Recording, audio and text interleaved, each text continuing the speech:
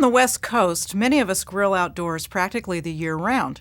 But for the rest of the country, it usually takes a stretch of warm weather to signal that it's time to dust off the barbecue and get cooking. Grilling is great. It's easy, it's quick, there's not much to clean up, and it's a fun way to spend time with family and friends. If your grilling experience hasn't taken you beyond chicken or burgers, maybe this is the year to try something new. There's no question that meat and poultry can taste great after the barbecue treatment. The trick is to keep the grill moderate. When the heat's too high, you run the risk of charring the meat on the outside while leaving it uncooked in the middle. And if you leave meats over high heat for too long to make sure they're cooked all the way through, then they can end up tough and dry. One technique that works really well with chicken is to partially pre-cook it in the microwave. Remove the skin, then rub the chicken pieces with a bit of olive oil and your favorite seasoning. While your coals are heating up, microwave 4 to 6 pieces at a time on high for about 15 minutes. Then, transfer the chicken to your heated grill to finish cooking and turn the pieces frequently. You'll reduce your cooking time by about half and your chicken will end up tender and juicy. Fish is tricky to grill since it tends to flake apart. What works best is to make kebabs with pieces of firm fish like swordfish or tuna or whole peeled shrimp. You can also grill whole fish or fish fillets on a piece of foil or in a special fish grilling basket.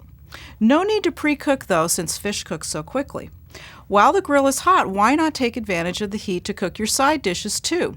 You can grill almost any veggie, but thick slices of eggplant, summer squash, and onions are especially good, so are pepper wedges and asparagus spears. Thickly sliced potatoes are great grilled as a side dish on their own or in a grilled potato salad. Brush your veggies and potatoes with a little Italian dressing and place them along the sides of the grate where there's less heat, and then flip them over frequently until they're tender. If you've never grilled fresh corn, you're in for a treat. Simply pull back the husk and remove the silk, then brush the cobs lightly with a little olive oil and sprinkle with salt and pepper. Wrap the ears back in the husk and put directly on the grill. Turn them frequently and they'll be done in about 15 minutes or so. You can even grill up some dessert. Pineapples, apples, peaches, nectarines, and bananas all take well to a little time over the flame, and they're easy to prepare. Just core the pineapple and cut into rings, or use canned juice pack pineapple rings. And for the apples, peaches, or nectarines, simply remove the cores and leave the skins on. Then grill along the outside edges until the sugars start to caramelize and the fruit is tender.